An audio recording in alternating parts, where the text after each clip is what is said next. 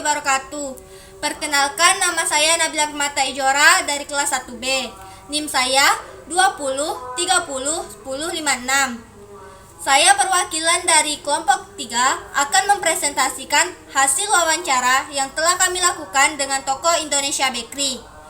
Kelompok 3 beranggotakan. Perkenalkan, nama saya Putri Ramadanita, kelas 1B. NIM saya 20 30 10 60. Saya Nurul Arfi, kelas 1B, perwakilan dari kelompok 3. Perkenalkan, nama saya Najaridai dari kelas 1B, NIM 20 30 10 57. Saya Wasiah, kelas 1B, NIM 20 30 10 71.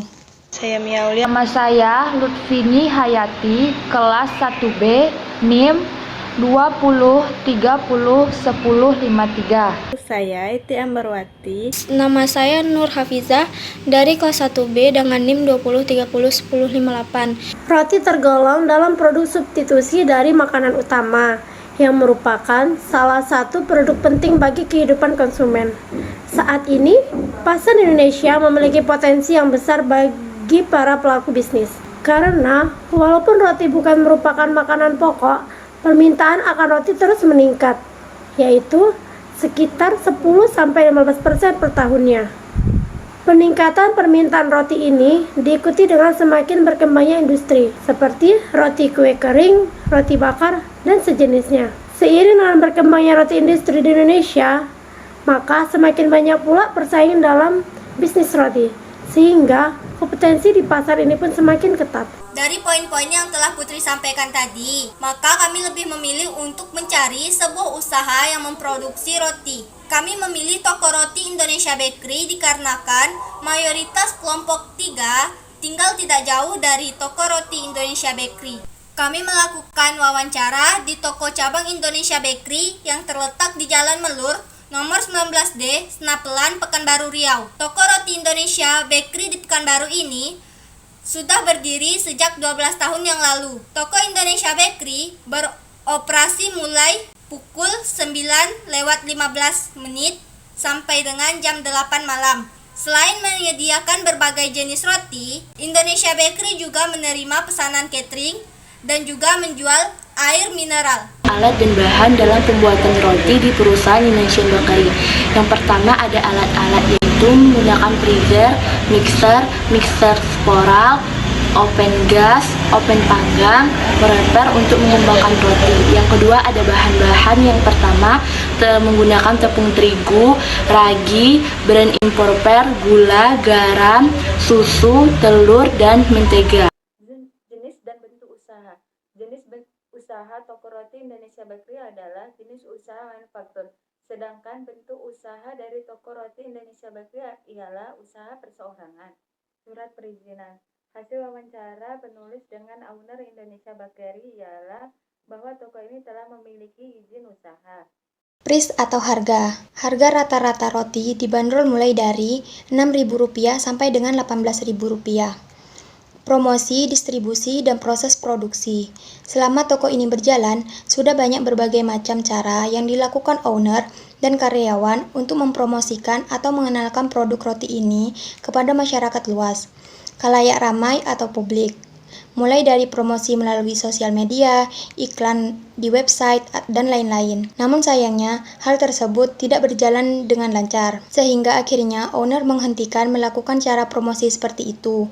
Yang bisa dilakukan owner ialah menjaga atau bahkan menambah atau membuat cita rasa roti yang diproduksi menjadi lebih enak dan mudah diterima di lidah konsumen. Pada bagian struktur organisasi, jumlah pekerja, dampak negatif dan positif jika mempekerjakan anggota keluarga sebagai karyawan. Dari hasil wawancara yang didapatkan, toko roti Indonesia Bakery tidak memiliki struktur organisasi. Dikarenakan toko roti ini merupakan usaha turun-temurun yang telah dilakukan oleh keluarganya.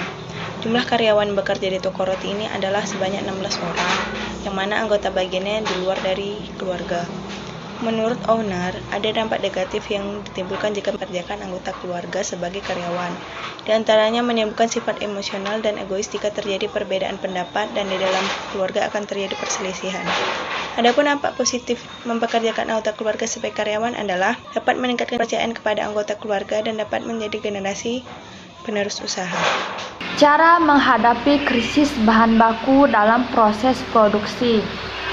Owner Indonesia Bakery Pekanbaru mengatakan, kita mengambil barang secara kuantitatif dan berani stok bahan baku yang banyak.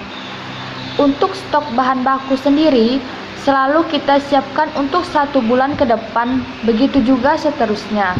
Kesimpulan dari apa yang telah disampaikan sebelumnya.